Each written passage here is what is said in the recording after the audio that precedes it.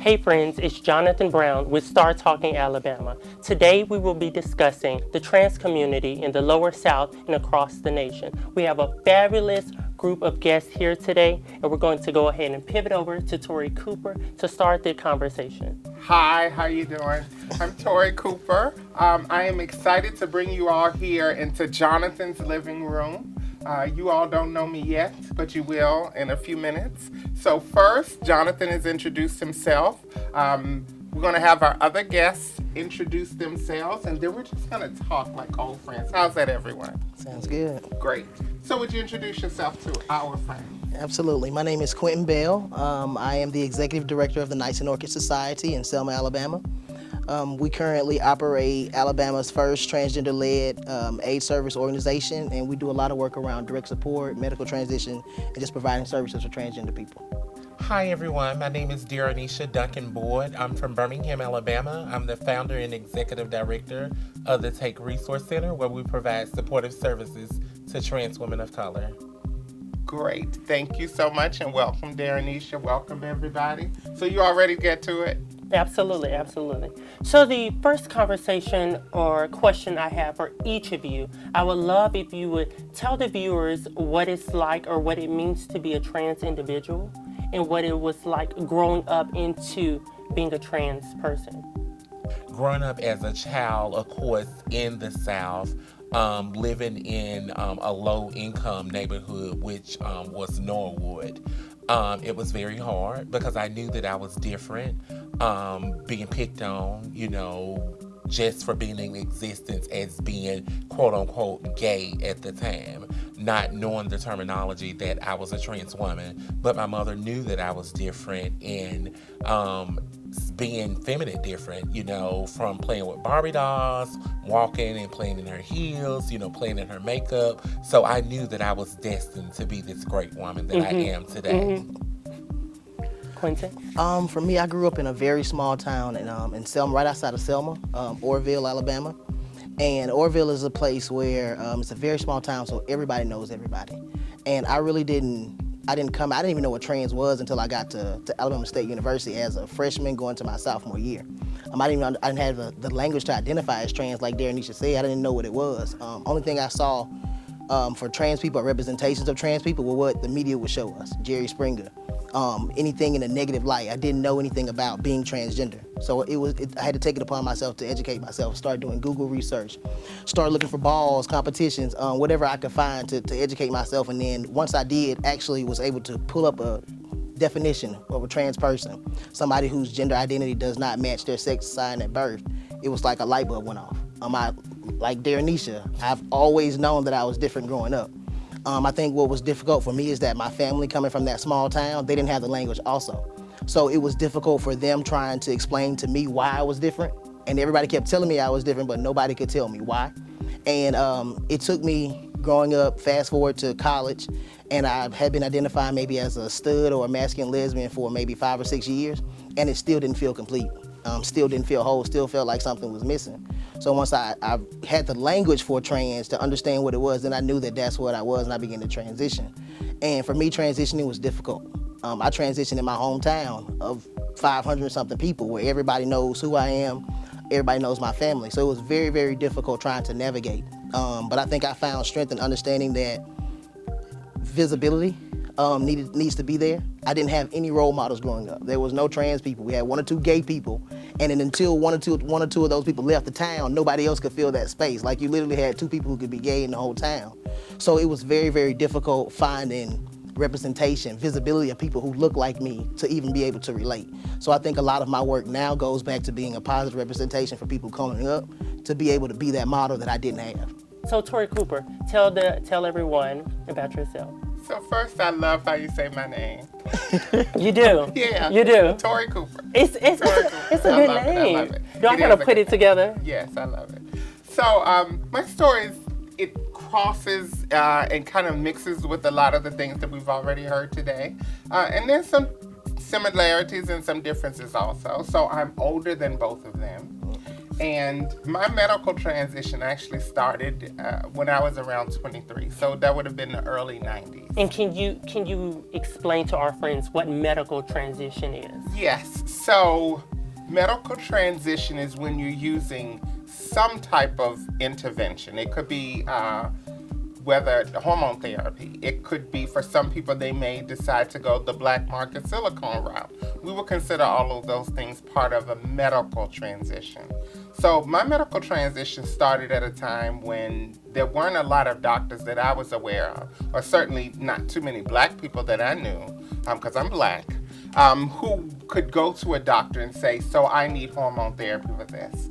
I lived in New York, but I didn't know other people who had a similar experience that similar experiences I do, who were in my inner circle. So in early 90s, we used to have, there were a number of us who would buy what we considered black market hormones from the back of dirty magazines. And so I started taking this stuff that I believed was feminizing my body. And there was a time when it felt like it was. And so as the senior person in your living room, I think it's important to see how much medical transition and all different kinds of social aspects of transition and being transgender has really evolved in really not a long amount of time. 25 years is not a long time in the grand scheme of things, but as far as being transgender and having access to hormone therapy and living in your truth, I think it's amazing what's happened in 25 years. Q, would you do me a favor? Would you do us all a favor and tell us a little bit about what the HIV epidemic means to trans men? It's such a very, very important topic. Just trans people in general. It's a very, very important topic because I think for us in TKO, we understand that HIV is not a single silo issue. It's several different components that contribute to HIV being flourishing. And within our community, those demographics tend to be poverty, lack of economics, lack of leadership, lack of housing. These things all contribute to HIV, contribute to conditions that allow HIV to fester. And in our community, among trans men, we're sometimes overlooked, especially trans men who sleep with men. People automatically assume that because you're trans, that you're straight or that you identify as straight.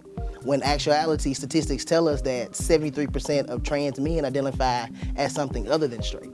So at some point, we have to start opening up, holding space for people to be able to bring their orientation and their identities to a table where we can all talk about them in a controlled setting, but amongst people that we trust, so that we can start getting to the core issues. Because if we're not talking about conversations about trans men who sleep with men, then that leaves them open to being more susceptible to the disease. Like, it's easier for them to access. It's easier to have those interactions, especially if we're not talking about it. So for me, when it comes to trans men, I feel like a part of my calling, a part of the work that I do is to make sure that there's space for non-binary people and trans men who do sleep with men, or gay or bisexual trans men, to be able to have that same access to care. So may I respectfully add something to your discussion? Absolutely. So I love words, and words have a lot of power. So if two people are sleeping together, there is no risk for HIV infection. So can we agree to use the word people having sex with other people rather than people sleeping with each other? Right. Sleeping with someone does not equate to HIV risk. Absolutely. But having sex with someone, particularly unprotected sex, condomless sex, does. Absolutely. So thank you. I appreciate that, because you serve a community, you represent a community that we don't hear enough about.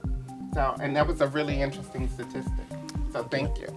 So Darnisha, being the founder and executive director of an organization that primarily serves trans women of color, it's just so many interesting pieces that's there that we are overlooked, especially the ladies that are HIV negative. And that's the battle that I'm fighting. If you're HIV negative, you need wraparound services. We need to provide more holistic services to the community. And that's how we can get to zero. And we talk about you equals you, but we need to have a serious conversation around what prevention looks like. And that's my model of tackling HIV. That we know that in my organization, at least we got 65 open cases of clients there. Out of the 65 open cases of clients there, at least 45% is HIV positive. So that's a very high number among the people that we're serving. But let's talk about the people that are negative. So how do we offer them services? And Q just talked about the health disparities that we face. So let's address some of those things and meet those needs. And that's how we can make a difference. So how do the names of your organization, how do they address the mission of your organization and the communities that you serve? It's interesting. Our name is actually an acronym. KNIGHT stands for Knowledgeable, Noble, Impeccable, God-fearing, Honest, and Tenacious Soldiers. Wow. Right, and orchids is actually a name. We wanted a symbol that just meant beauty. And the orchid is one of the most elegant flowers out there. It is also the only flower that has both male and female reproductive systems. And back in the early 50s, late 50s, early 60s, trans women were referred to as orchids because they are that rare and special flower. So for us, it made sense to have soldiers on the front line fighting to defend people who were like us and for us. So that's how we came up with our name. Amazing. Thank you for that. And TAKE? Of course, TAKE is an acronym. Transgenders, Advocates, Knowledgeable, Empowering. And our mission is basically to work together as a community to improve the quality of life of trans women of color by meeting needs and increasing accessibility. Wonderful, wonderful. That's amazing. So thank you all for what you do and for who it is that you serve, especially here in Alabama. So since we're talking about Alabama, we have to talk about the rural South. So I think you did a great job of addressing not just the needs of trans folks living with HIV, and we know the trans men are included and at particular risk as well. Right. Also, you talked about trans women in particular who do not have HIV and wraparound services. Right. I believe that was the term that you used. So tell us a little bit about some of those wraparound services. What could we as providers offer to folks that could perhaps help folks who aren't living with HIV to keep from getting HIV, and for people who are living with HIV to help them live healthier lives? Right. So absolutely. Once the client shows up in the organization, we greet them and we meet them at face value. So that means that we don't have any pre-existing bias in our mind when we see these people. We do our needs assessment. We basically check off if they're HIV positive or they're HIV negative, in which we see if they employed, do they have housing, if their nutrition needs are being met, do they have clothing. So it's just everything. It's just a one-stop shop. No one is turned around. I came from an organization, of course, that, I was a community health specialist and I did a lot of testing. So when you're negative, you get, okay, you can come back and see us in 30 to 60 days. Here's you some condoms. Have a great day. And here's your reminder card. But if you're positive, we're going to get you into case management. We're going to get you into housing. We're going to get you food. We're going to get you. So what does that message send to folks that are negative?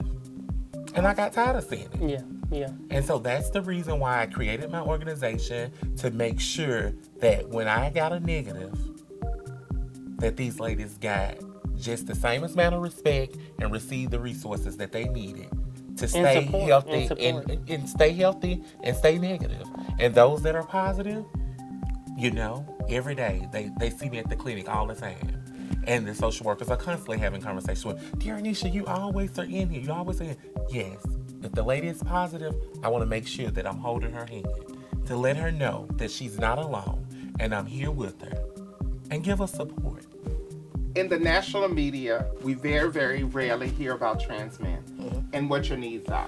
Anisha just did a great job of addressing some of the needs, which we call, in public health, we call the social determinants of health. Right. Those are public health words to talk about how much money people make, what their education level is, and where they live.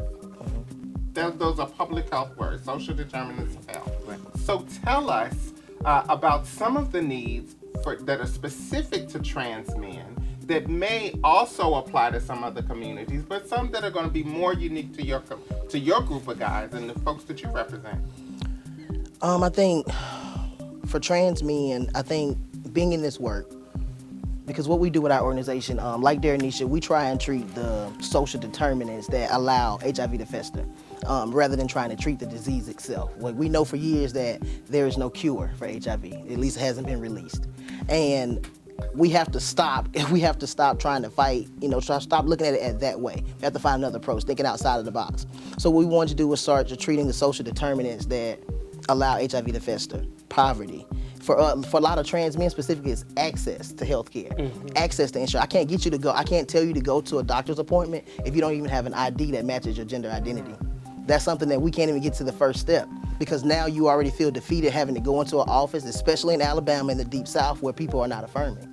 So that alone, for a lot of trans men, the first thing that they want to do is get that name change or that gender marker change. And in Alabama, it is not a simple process. It's something that takes a lot of time, up to a year in some places. It costs a lot of money. A lot of our trans people, the William Institute reports that transgender people in the South make less than $23,000 a year. I know a bunch of trans people now who make less than $12,000 a year. So having the financial freedom or the stability to be able to go out and to be able to have access to medicine has been an issue for us. We also need people who are willing to have conversations with trans men. We need trans men. We need people to talk to trans men who sleep with men. We need media to stop shaming men and women or people for sleeping with trans women. What we need is support. We need trans men. We need to create spaces for trans men where they can come as themselves and not feel like they have to blend into a certain category or not be masculine, or just, we create spaces where people can bring their whole selves in your entirety. Bring your blackness, bring your queerness, bring your transness, bring all of that into the space with you, and we'll figure out how to deal with it together. So that's what we offer. We offer a lot of support, and we do a lot of work around making sure people have access to be able to get health insurance. We provide help. We do clinics to get people health insurance so that you can go to the doctors, get hormones. Thank you all so much for taking the time out of your schedules and having the conversation today, for keeping up with all of the conversations that we have here. Follow the campaign at #StartTalkingAL.